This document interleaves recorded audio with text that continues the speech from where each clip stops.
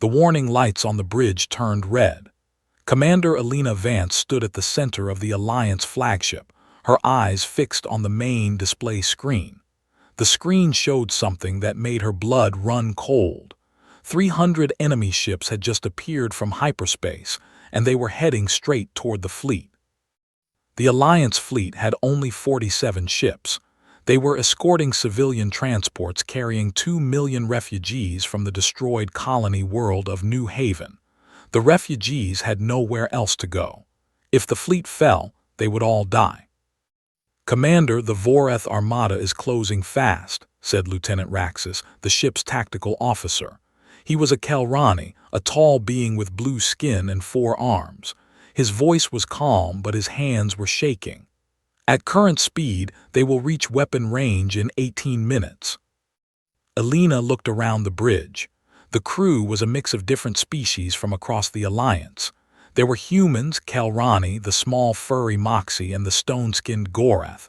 They all looked afraid. She could not blame them. The Voreth had been destroying Alliance worlds for 3 years. They showed no mercy. They took no prisoners. "What about the civilian transports?" Alina asked. "They need at least 2 hours to reach the jump point," said Navigator Thessa, a Moxie female with golden fur. "Their engines are too slow." Alina closed her eyes for a moment. 2 hours. They needed to hold off 300 enemy ships for 2 hours with only 47 ships. The math was simple and terrible. They could not win. They could only buy time. "Send a message to all ships," Alina said. "Tell them to form a defensive line between the enemy and the transports. We will hold them as long as we can." "Commander," said Admiral Korath through the communication screen. He was an old Gorath with gray stone skin and tired eyes. He commanded the fleet from his own ship, the Shield of Stars. "This is suicide. You know that." "I know, Admiral," Alina said, "but those civilians will die if we don't protect them. What choice do we have?" The Admiral was quiet for a long moment. Then he nodded slowly. "You are right, human. We have no choice. May the stars remember our names." The fleet moved into position. The 47 ships spread out in a thin line, their weapons powered up and ready. Behind them, the civilian transports pushed their engines as hard as they could, trying to reach safety. Alina watched the enemy ships grow larger on the display. The Voreth were insect-like beings with hard shells and multiple limbs. They communicated through clicks and buzzes that their translators could barely understand. What the Alliance did understand was their hatred. The Voreth believed they were the only species that deserved to exist. All others were just pests to be wiped out. 15 minutes to weapon range," Raxus announced. Alina turned to her communications officer, a young human named James Chen. "James, have you been able to contact any other Alliance ships?" James shook his head. "I have been trying, Commander, but the nearest reinforcements are 12 hours away, and they only have 20 ships. So there would be no rescue, no last-minute arrival of friendly forces. This was it." Alina took a deep breath and let it out slowly. She had been a soldier for 20 years. She had fought in many battles, but she had never faced odds like this. "Commander," said her first officer, a Kelrani named Varix. He had served with her for 5 years. They had become good friends. "I want you to know it has been an honor." Alina smiled at him. "The honor is mine, Varix. Now let's show these bugs what we're made of." The minutes passed like hours. Alina used the time to study the enemy formation. The Voreth ships were moving in a standard attack pattern with their heavy cruisers in the center and lighter ships on the sides. They were confident. They knew they had overwhelming numbers. Why would they need fancy tactics? That confidence might be their weakness. Alina had learned long ago that overconfident enemies often made mistakes. The question was how to make them pay for those mistakes. 10 minutes, Raxus said.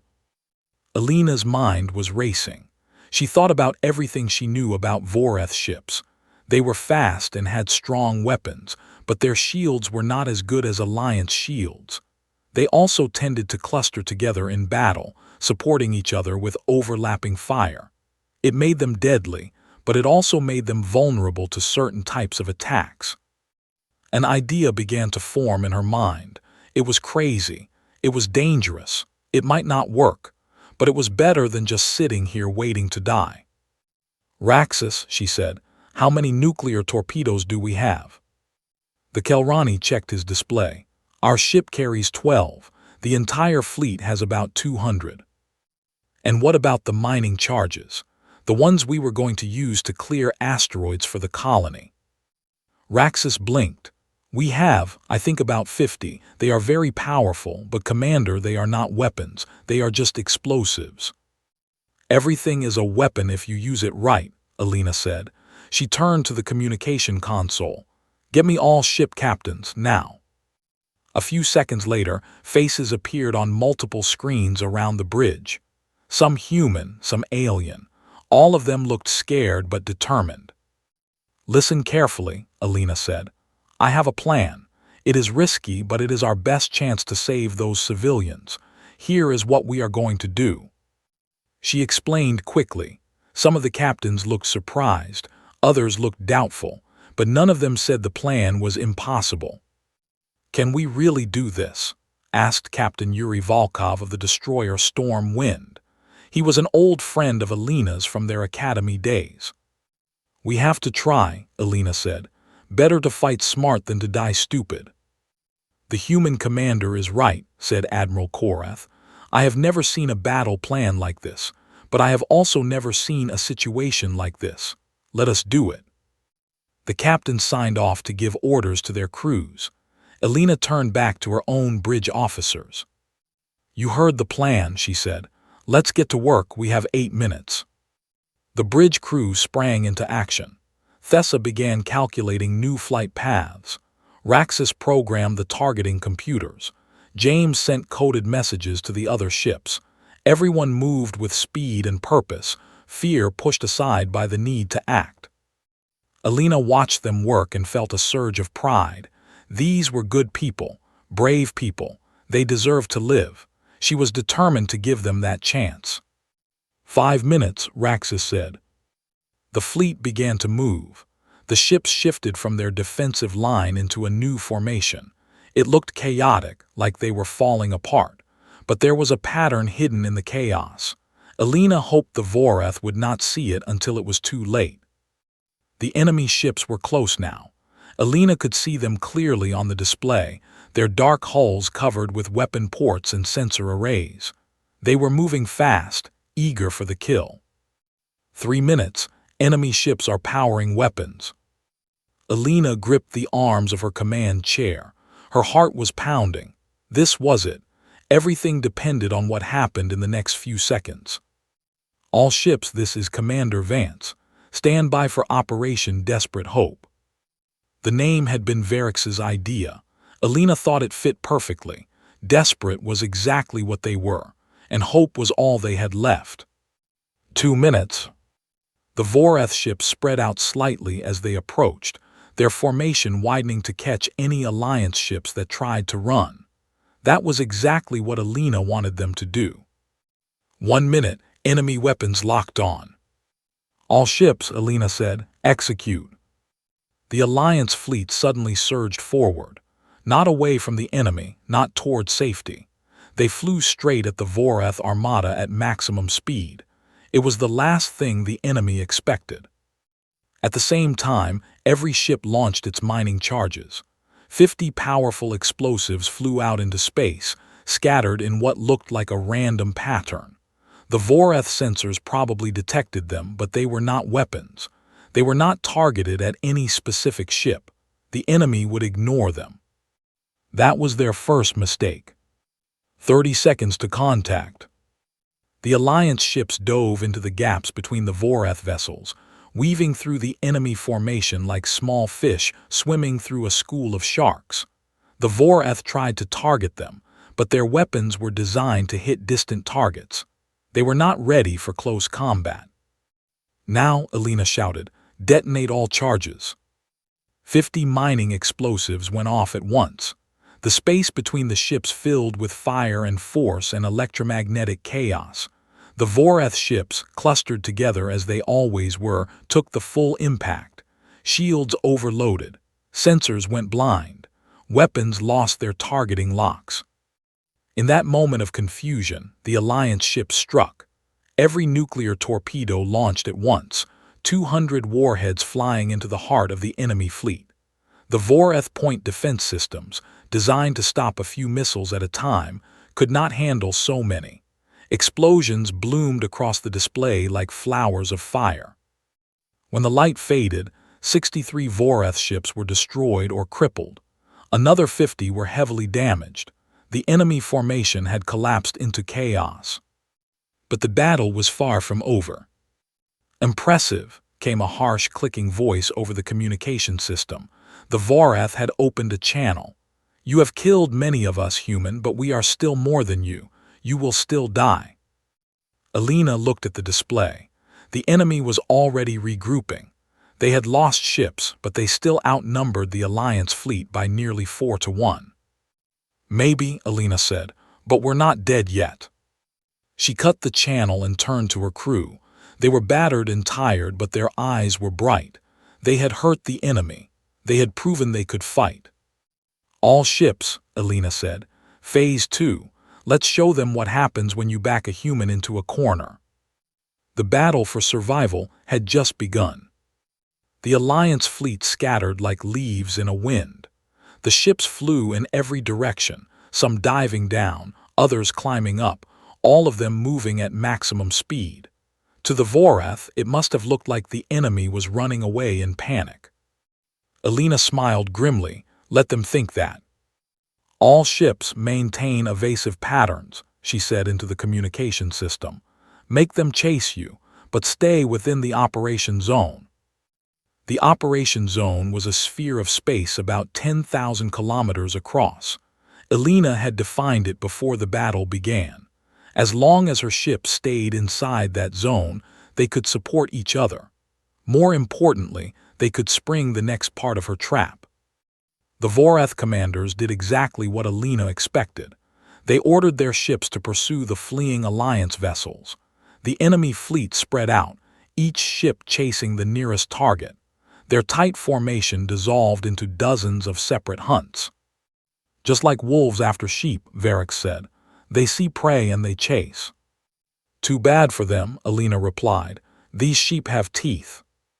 She watched the tactical display closely. The Voreth ships were fast, but the Alliance ships knew where they were going. They led their pursuers in long curves through the operation zone, always staying just out of weapon range. "Enemy ships are entering optimal positions," Raxus reported. 27 of them are now isolated from main support. "Good, Signal Group Alpha. Execute strike pattern." 10 Alliance ships suddenly stopped running.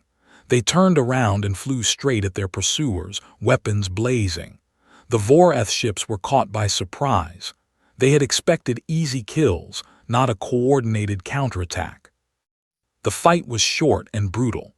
Alliance ships worked in pairs, each one covering the other. They focused their fire on one enemy at a time, overwhelming Voreth shields before moving to the next target. In 3 minutes, 9 Voreth ships were destroyed and 4 more were damaged. "Enemy fleet is regrouping again," Raxus said. "They are pulling back to reform their line." Alina nodded. The Voreth commanders had finally realized this was not going to be easy. They were adapting. She had to stay one step ahead of them. "How much time have we bought?" she asked. Thessa checked her navigation console. The civilian transports have covered about 20% of the distance to the jump point. They need at least 90 more minutes. 90 minutes. Alina looked at her fleet status display. They had lost 3 ships in the first attack and 2 more in the counterattack. That left 42 Alliance ships against approximately 200 Voreth vessels. The odds were still terrible. "Commander," James said, "I'm receiving a message from the transport convoy leader. He wants to speak with you." "Put him through." The face of an elderly Moxie appeared on screen. His fur was gray with age, and his eyes were wet with tears. "Commander Vance," he said, "I am Elder Teko, speaker for the refugees. We have been watching the battle. We know what you are doing for us." "Just doing our job, Elder," Alina said. "No," the old Moxie shook his head firmly. "This is more than duty. This is sacrifice. You are giving your lives for strangers, my people. We were ready to die today. We had accepted it, but you have given us hope." Alina felt a lump in her throat. "Then don't waste it, Elder. Get your people to safety." "We will, and we will never forget. The Alliance will never forget." The screen went dark. Alina took a moment to collect herself, then turned back to the battle. The Vorath had reformed their fleet into 3 groups. They were no longer charging in blindly. They moved slowly, carefully, keeping their formations tight. They had learned from their mistakes. "They're getting smarter," Varric said. "Good enemies usually do." Alina studied the new enemy formation, "but we can still use their nature against them." "What do you mean?" "The Vorath are predators. They can't help it. Their instincts tell them to chase weakness. We just have to show them the right weakness at the right time." She opened a channel to the fleet. "All ships, listen carefully. New orders incoming. This is going to be dangerous." Alina explained her new plan. Several captains protested. Admiral Korath was silent for a long moment before he spoke. "Commander Vance, this plan requires a sacrifice. Who will perform it?" "I will," Alina said. "This is my idea. I should be the one to take the risk." "No," said a voice. It was Captain Yuri Volkov. "With respect, Commander, you are too important. You are the one holding this fleet together. If you die, we lose more than one ship. I will do it." "Yuri." "Alina, we have been friends for 30 years. Let me do this. Let me save people for once." Alina closed her eyes. She knew he was right, but that did not make it easier. "All right, Yuri, God be with you." "And with all of us." Volkov's face disappeared from the screen. The fleet began to move again. This time, the pattern was different. The Alliance ships formed a loose ring around the civilian transports, staying just outside Vorath weapon range. They were still outnumbered, still outgunned, but they had something the enemy did not. They had a plan, and they had people willing to sacrifice everything to see it through. Captain Volkov's ship, the Storm Wind, pulled away from the formation. It moved slowly, limping like a wounded animal. Sensors showed that half of its systems were offline. It looked like an easy target. The Vorath saw it too. 3 of their cruisers broke formation and moved to intercept, just as Alina had predicted. "Come on," Alina whispered, "take the bait." More Vorath ships followed. They could not resist. A crippled enemy ship was too tempting to ignore. 10 ships became 15, then 20. They swarmed toward the Storm Wind like hungry fish. What they did not know was that the Storm Wind was not really damaged. The failing systems were a trick. The ship was fully operational, and it was loaded with every remaining nuclear warhead the fleet had. "Storm Wind is in position," Raxus reported. "Enemy ships closing to point-blank range." Alina's hand hovered over the communication button. She wanted to say something to Yuri, to thank him, to say goodbye, but there was no time. "Yuri," she said softly, "now." On the display, the Storm Wind disappeared in a sphere of blinding white light. 112 nuclear warheads detonated at once, all focused inward by the ship's own shields. The explosion was enormous. It swallowed the Storm Wind and everything around it. When the sensors cleared, 23 Vorath ships were gone. The Storm Wind was gone too, and with it, Captain Yuri Volkov and his entire crew. Alina felt tears running down her face. She did not try to hide them. Around her, the bridge crew was silent. They had known Volkov. They had served with him. Now he was dead, and they were still alive because of his sacrifice. "Enemy fleet is in disarray," Raxus said quietly. "They are pulling back to regroup." Time to the jump point. 62 minutes remaining. Alina wiped her eyes and straightened in her chair. 62 minutes. They had bought more time, but the price had been too high. It would always be too high. All ships, she said, her voice steady despite her pain. Maintain defensive positions. Protect those transports. The battle continued. The Vorath attacked again and again, each time with more caution than before. Each time, the Alliance fleet met them with clever tactics and desperate courage. Ships were lost on both sides, the space between the fleets filled with debris and bodies. But the civilian transports kept moving. Kilometer by kilometer, they crept toward the jump point in safety. 45 minutes left. "Commander," James said suddenly, "I'm picking up a transmission. It's from the Vorath fleet commander." "Put it through." A clicking, buzzing sound filled the bridge. Then, through the translator, words formed. "Human commander, you fight well, better than any enemy we have faced. Why do you resist so hard? You cannot win. Your fleet is dying. Surrender now and we will make your deaths quick." Alina stood and faced the screen, even though there was no visual. She wanted the enemy to hear the strength in her voice. "You want to know why we fight? I'll tell you. Behind me are 2 million innocent people. Men, women, children, they have done nothing to you. They just want to live. And as long as I draw breath, I will protect them. You want them? Come and take them. But know this, every step you take will cost you blood." The translator buzzed and clicked, converting her words into Vorath language. There was a long pause. Then the enemy commander spoke again. "So be it, human. We will kill you all." The channel closed. Alina looked at her crew. They were tired, scared, and wounded. But they were not beaten, not yet. "You heard the bug," she said. "They're coming for us. Let's give them a welcome they won't forget." The fleet prepared for the final assault. Whatever happened next, they would face it together. The Vorath armada came at them like a wave of darkness.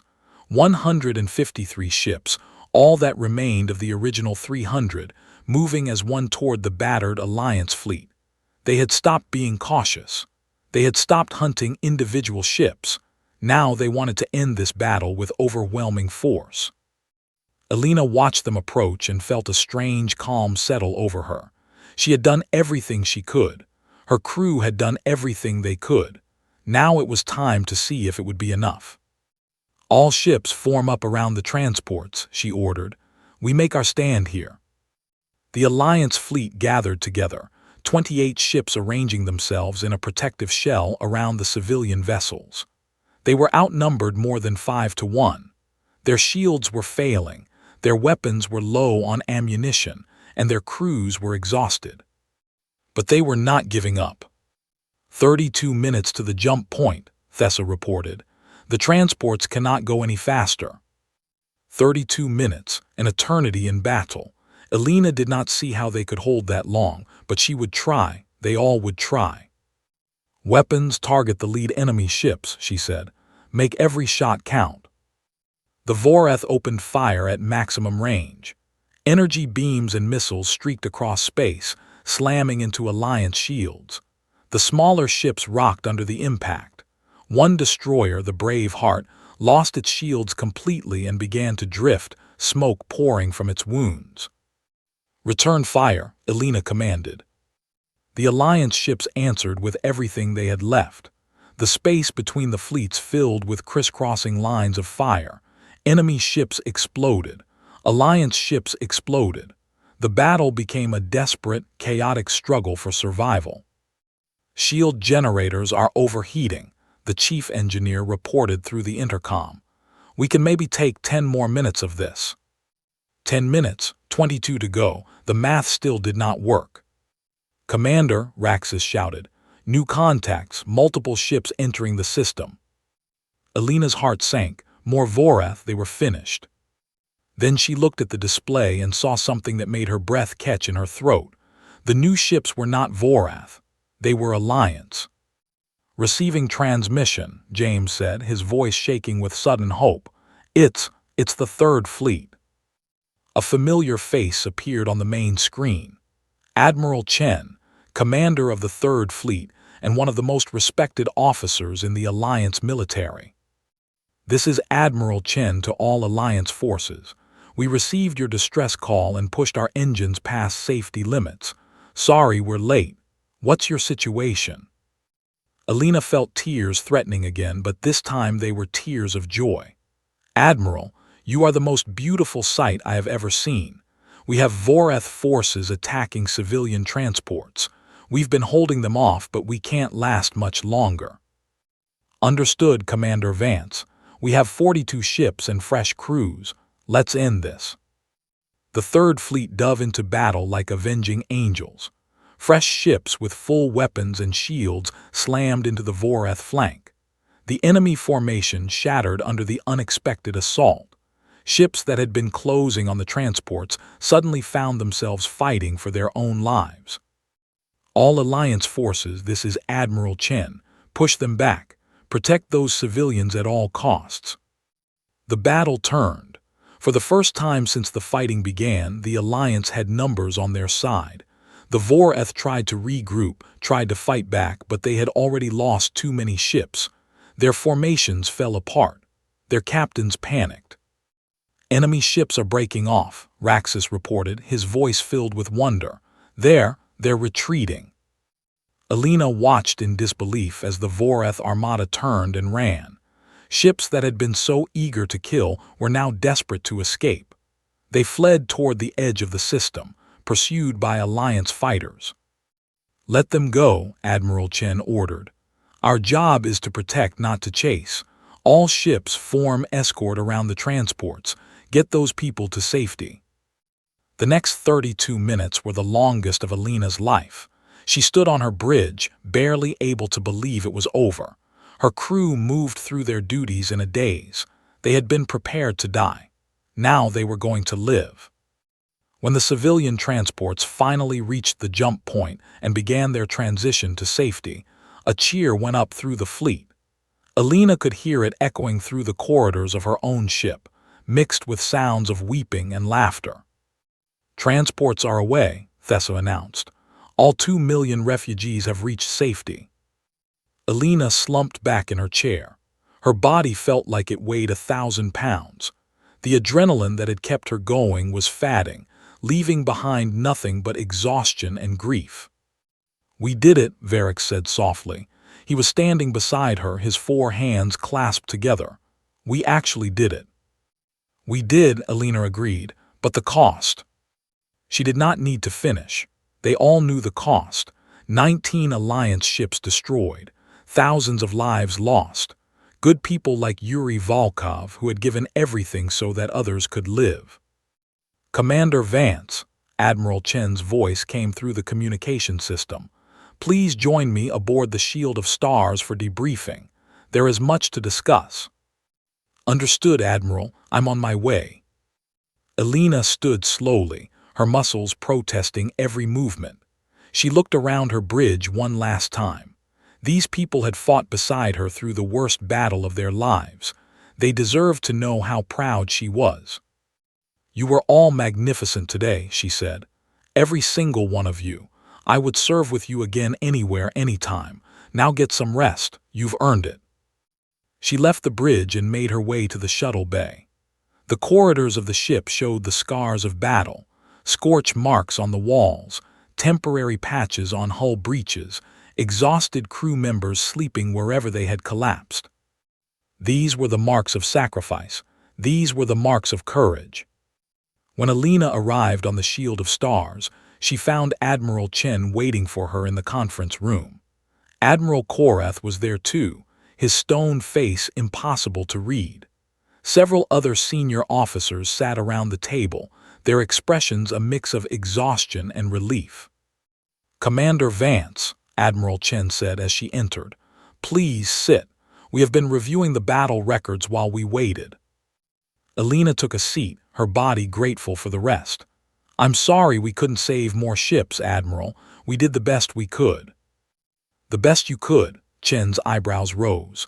Commander, do you understand what you accomplished today? Alina shook her head.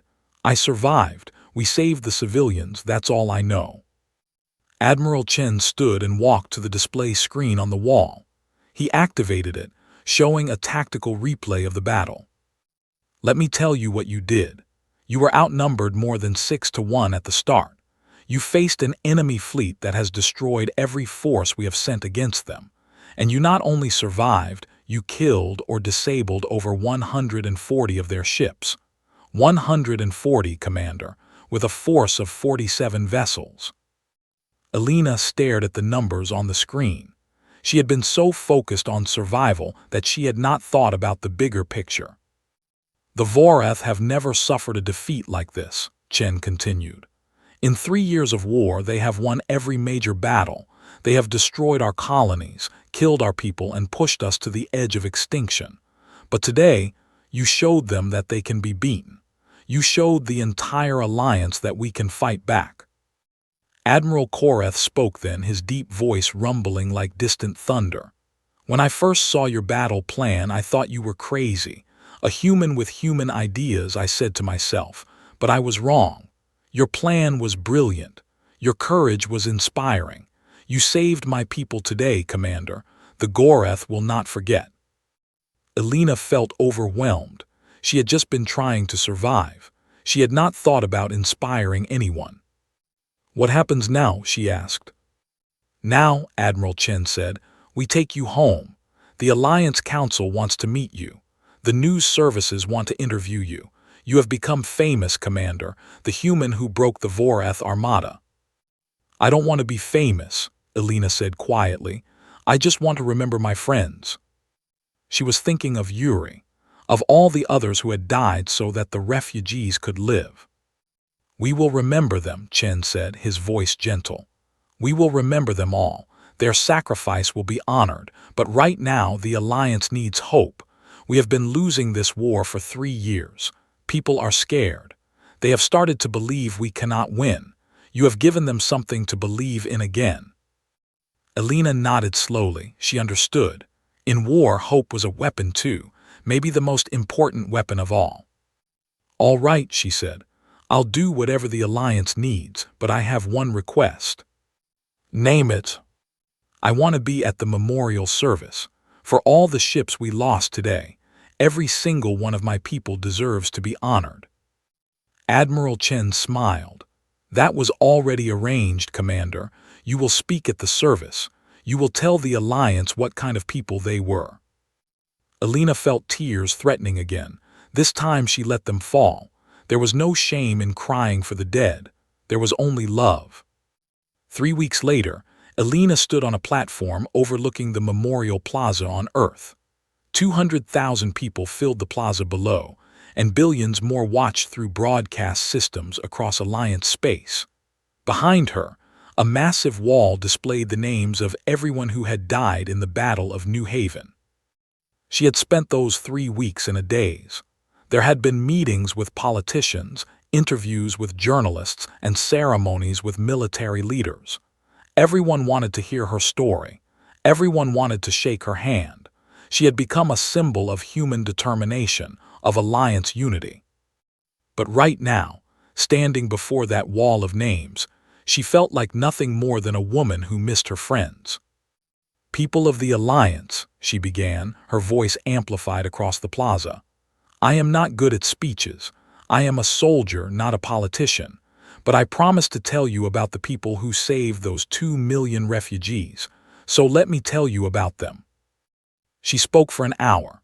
She told stories about Yuri Volkov, who had a terrible sense of humor but always knew how to make his crew laugh. She talked about Captain Zena of the Kelrani destroyer Starwind, who had rammed her ship into a Voreth cruiser when her weapons failed, destroying both vessels. She remembered Lieutenant Tors, a young human who had stayed at his post even as his ship burned around him, keeping the communications active until the very end. She named every ship. She honored every crew. She made sure the Alliance knew that victory had not come from one person, but from thousands of brave souls who had refused to surrender. When she finished, the plaza was silent. Then slowly applause began. It grew and grew until it was like thunder rolling across the crowd in waves. People were crying. People were cheering. People were chanting her name. Alina Vance, Alina Vance, Alina Vance. She raised her hand, and the crowd fell quiet. Please, she said, do not chant my name, chant theirs. She pointed to the wall behind her. They are the heroes. I am just lucky enough to still be alive. The crowd understood. They began to chant the names of the fallen ships: Storm Wind, Starwind, Brave Heart, Iron Will. The names echoed across the plaza, a chorus of remembrance that would never be forgotten. After the ceremony, Alina was approached by a small figure. It was Elder Tekko, the Moxie leader she had spoken to during the battle. Commander Vance, he said, bowing deeply, I hoped I would see you again. Elder Tekko, how are your people? Alive because of you. He reached into his robe and pulled out a small object. It was a crystal, deep blue and perfectly clear. This is a memory stone. It is the most precious thing my people possess. We give it only to those who have earned our eternal gratitude. Please accept it. Alina took the crystal carefully. It was warm in her hand, and it seemed to pulse with inner light. What does it do? She asked. It remembers. Everything that happens near it is recorded. When you are old, you can look into it and see all the moments of your life. We want you to remember the good moments, Commander, not just the sad ones. Alina felt tears in her eyes again. Thank you, Elder. I will treasure it always. They talked for a while longer, and then Elder Tekko rejoined his people. They were heading to a new colony world, one that the Alliance had prepared for the New Haven refugees. They would start over. They would build a new life, because Alina and her crew had given them that chance. Over the next few months, Alina found herself at the center of many changes. The Alliance Council promoted her to Admiral and gave her command of a new fleet. It was called the Guardian Fleet, and its mission was to protect refugee convoys and civilian populations. She did not want the promotion at first. She wanted to go back to the front lines to keep fighting, but Admiral Chen convinced her that she could do more good this way. The Vorath are still out there, he told her, and there are millions of people who need protection. You have a gift for this, Vance. You see solutions that others miss. Use that gift. Save more lives. So she did. She trained her new crew. She developed new tactics. She worked with engineers to design better defensive ships. Slowly, she built the Guardian Fleet into the most effective protection force the Alliance had ever seen. And the war continued. The Battle of New Haven had been a turning point, but it had not ended the conflict. The Vorath were wounded but not defeated. They attacked other systems, destroyed other colonies.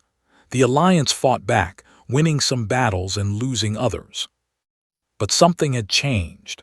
Before New Haven, the Alliance had been losing hope. Now, people believed they could win. They remembered the story of the human commander who had held off 300 ships with 47. They remembered the brave crews who had sacrificed everything for strangers. Hope spread through the Alliance like fire. Recruitment increased. Production increased. New allies joined the fight. The war was still hard, still terrible, but it was no longer impossible. 2 years after the Battle of New Haven, the Alliance finally pushed the Vorath back to their home territory. Alina was there for the final campaign, commanding the Guardian Fleet as part of the largest armada in Alliance history. When the Vorath leadership finally agreed to peace talks, Alina was asked to represent the Alliance military. She did not want to. She had no desire to sit in a room with the creatures who had killed so many of her friends. But she went anyway, because that was what leaders did. They did the hard things, the uncomfortable things, for the good of the people they served. The peace talks lasted for months. There were arguments, threats, and moments when everything seemed about to collapse, but in the end, a treaty was signed. The Vorath agreed to stop their expansion. The Alliance agreed to respect their territory. The war was over. At the signing ceremony, Alina stood across the table from the Voreth commander, who had threatened her during the Battle of New Haven. His name was Crix Voss, and he had since risen to become the leader of the Voreth military. "Human," he said through the translator, "I remember you. You told me that every step toward your people would cost blood. You were right." "I wish I had been wrong," Alina replied. "Too many have died on both sides." "Yes," Crix Voss's mandibles clicked together in what might have been agreement. "But you taught us something important. You taught us that prey can become predator, that weakness can hide strength. We will not forget this lesson." "I hope you won't," Alina said, "and I hope we never have to fight again." She did not know if that hope would come true. The future was uncertain, as it always was, but for now there was peace. For now people could live without fear. That evening, Alina returned to her ship.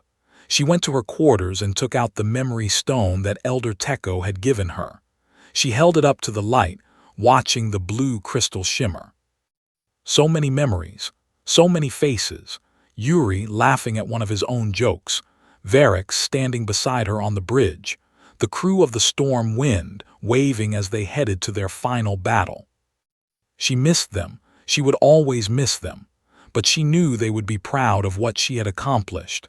They had given their lives for a purpose, and that purpose had been fulfilled. "Thank you," she whispered to the crystal. "Thank you for everything." She placed the memory stone back in its box and went to look out the window. The stars stretched before her, infinite and beautiful. Somewhere out there, children were playing on colony worlds that still existed because of what she and her crew had done. Families were laughing, working, living their ordinary lives. That was what mattered. Not the fame, not the medals, not the title of admiral. What mattered was that people were alive who would have been dead.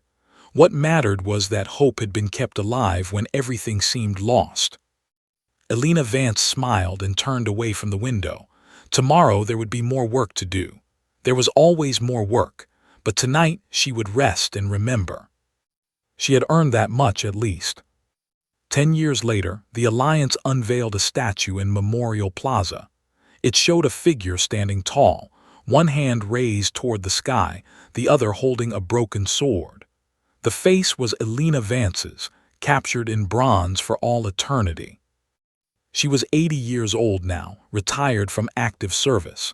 Her hair had turned gray and her movements had slowed. But her eyes were still sharp and her mind was still clear. She stood before the statue on the day of its unveiling, surrounded by thousands of people. Old crew members were there, friends and family, politicians and diplomats. Even a few Voreth attended, their presence a sign of how much had changed. "I hate this statue," Alina said when it was her turn to speak. The crowd laughed, thinking it was a joke, but she was serious. "I hate it because it shows one person, when thousands deserve to be remembered. I hate it because it makes me look heroic, when I was just scared and trying to survive. But most of all, I hate it because it suggests that what we accomplished was done by me alone." She paused, letting her words sink in. It was not. Every victory we won, every life we saved, was the work of countless individuals working together. Humans, Kelrani, Moxie, Gorath, and others. We came from different worlds with different cultures, but we shared one belief, that life is precious and worth fighting for. She looked out at the crowd, seeing faces of every species the Alliance contained. The Voreth called us weak because we care about others. They called us foolish because we risk our lives for strangers. They were wrong. That care, that willingness to sacrifice is our greatest strength. It is what made us more than a collection of species. It made us a family. The crowd was silent, listening intently. "I am old now. My fighting days are behind me. But I know that the Alliance will face new challenges, new enemies, new tests. When those times come, remember what we learned in the Battle of New Haven. Remember that numbers do not decide victory. Remember that clever minds can defeat stronger foes. And remember, most of all, that the universe is full of species who fight only for themselves. We fight for each other. That is why we will always win." She stepped back from the podium and the applause was overwhelming. People were crying, cheering, reaching out to touch her hands as she passed. She smiled and nodded, accepting their gratitude even though she still felt she did not deserve it. Later that night, there was a private gathering, just Alina and the surviving members of her original crew. Varix was there, older but still tall and strong. Thessa had retired to her home world but had traveled across the galaxy for this reunion. Even Raxus attended, though he walked with a cane now. They sat in a quiet room, sharing drinks and memories. They talked about old battles and old friends. They laughed at jokes that only they understood. They cried for the ones who were no longer with them. "Do you ever regret it?" Thessa asked Alina. "All the choices you made, all the risks you took?" Alina thought for a long moment. She had asked herself that question many times over the years. "No," she finally said. "I made mistakes. I got people killed. I carry that weight every day. But when I think about those 2 million refugees living their lives on their new world, when I think about the children and grandchildren they have had, the families they have built, the futures they have created, no, I don't regret it." "Good," Varix said, "because we don't regret following you." "None of us do," Raxus added. "You were the best commander I ever served under, the best leader I ever knew." Alina felt warmth spread through her chest. These people, these friends, had been with her through the worst moments of her life. They had trusted her when trust seemed foolish. They had believed in her when she barely believed in herself. "Thank you," she said softly. "Thank you for everything." They raised their glasses in a toast. "To the fallen," Alina said. "To the fallen," the others echoed. They drank, and the evening continued. Outside, the stars shone bright over Memorial Plaza, eternal witnesses to the courage of those who had given everything for others. Centuries later, the Battle of New Haven would still be remembered. Children would learn about it in school. Military academies would study its tactics. The name Alina Vance would become legend, a symbol of what ordinary people could accomplish when they refused to give up. But Alina herself would never have cared about being a legend. She would have cared about the people, the 2 million refugees who had lived, the families who had been saved, the peace that had been won. Because in the end, that was what mattered. Not glory, not fame, not statues, just people helping people across the vast darkness of space.